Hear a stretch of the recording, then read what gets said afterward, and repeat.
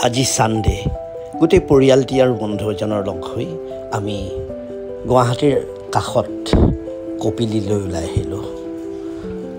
এনেকৈ ৰবিবাৰে প্ৰায় ওলাই আহোঁ আমি। আদাবাৰীত আমি পেট্ৰল ভৰাই ল'লোঁ। ৰাস্তাত বিশেষ ভিৰ নাই আজি। এয়া আমি কপিলীলৈ আহি আছোঁ গোটেই পৰিয়ালটি। সানডে ঘৰত থাকি একেবাৰেই ভাল নালাগে। এয়া কপিলীৰ সন্মুখ দুৱাৰ। এই দুৱাৰেদি আমি সোমাই আহিছোঁ এটা লুংলুঙীয়া পথেদি।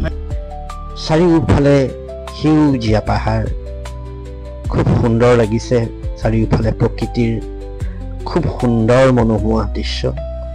এয়া প্ৰকৃতিৰ মাজে মাজে আহি আমি পালোহি ৰাণীৰ কাষৰ এয়া কপিলী। কপিলী এটি নিজৰা কুলু কুলুকৈ বৈ আছে। এইখন এখন দলং এতিয়া ভাঙিছে।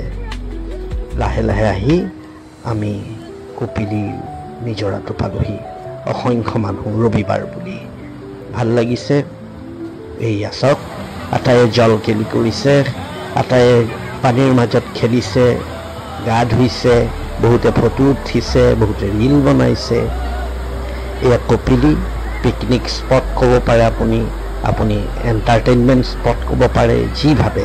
এয়া প্ৰকৃতিৰ মাজত কপিলী। আহকচোন আপোনালোকেও ৰবিবাৰটো ইয়াত আহি উপভোগ কৰক। নহ'লে ঠাণ্ডা দিন আহি আছে, ইয়াত আপোনালোকে গোটেই পৰিয়ালটি বন্ধুবৰ্গৰ লগত আহি পিকনিক খাব পাৰে। খুব সুন্দৰ ঠাই কপিলী। গুৱাহাটীৰ পৰা 40 মিনিট লাগিল আমাৰ। এয়া নাৰিকল তাৰ কাষতে বাইদেউ এজনীয়ে কাটি আছে। আমি আটায়ে নাৰিকল লৈ বহি গ'লোঁ খাবলৈ।